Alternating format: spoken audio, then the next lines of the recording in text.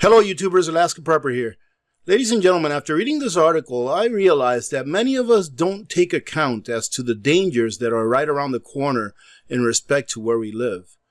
Now it seems here that in Hawaii, they have had catastrophic flooding from a lot of rain that they've been receiving lately. And this brings me to a point. I'm going to go ahead and read this article for you really quick, but it brings me to a point, and I would really like for you all to mention in the comments, what are good ways for us to prepare for floods? Like, for example, if we had a catastrophic flood where I live, many of my preps would be lost for good, if they got wet.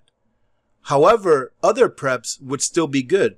For example, all of my meals that I have in MRE packets, those would withstand water, right?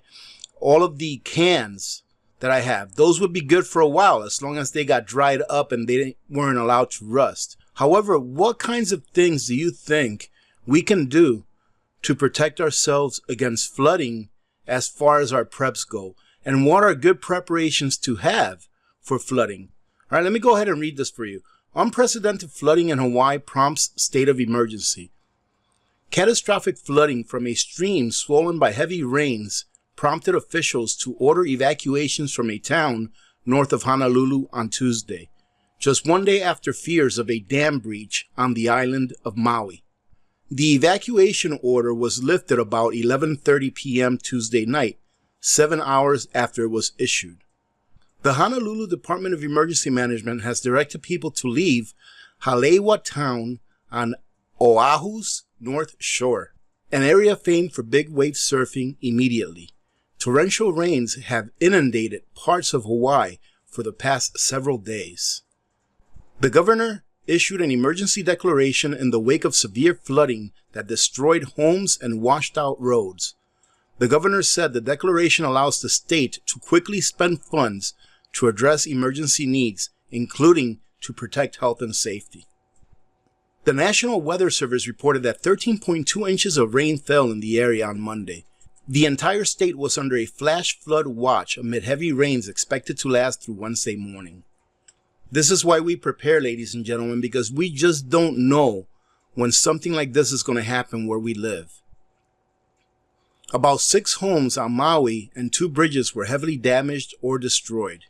The mayor urged people to be vigilant because there was fears that landslides could happen. This has been unprecedented flooding, and we will be making damage assessments today. I ask everyone to stay vigilant and be safe, said Victorino. I'm assuming that's the mayor. The Maui Fire Department said it responded to more than a dozen calls for help from residents trapped by rising waters. Water flowed over the top of the dam's reservoir, but the dam itself did not fail. Man, that is very good news. Thank goodness for that. And I'll finish it off with this, ladies and gentlemen. And this right here is kind of upsetting when you look at the big picture. It says here, of 132 dams listed in the 2019 report, 93% are classified as high hazard potential, which means a failure could result in significant loss of life or property, the report said. A dam failure turned fatal in Hawaii in 2006 when 7 people were killed after the Kaloko Dam collapsed and water rushed downhill. Now, ladies and gentlemen, what I find upsetting about this is it's what's going on now. They passed this stimulus package, right, of $1.9 trillion. And it's expected to be signed by the president no later than the end of this week. Of that $1.9 trillion, I believe that about 1.3 trillion or so is going to special interest. And trust me, there is a bunch of special interest in there. Instead of doing that, why don't we fix our infrastructure? How many presidents has it been?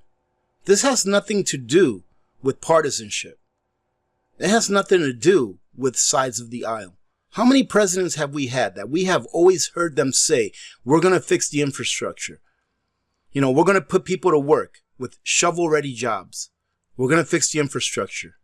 Look at the dam that failed in Michigan here not too long ago. Midland, Michigan, I believe it was last year around this time, I think. Instead of fixing our infrastructure, we're just taking this money and spreading it out for pet projects. And here our people are suffering because these dams, these railways, the roads are just a mess in the U.S. Let me know if where you live, you have really good roads or really bad roads.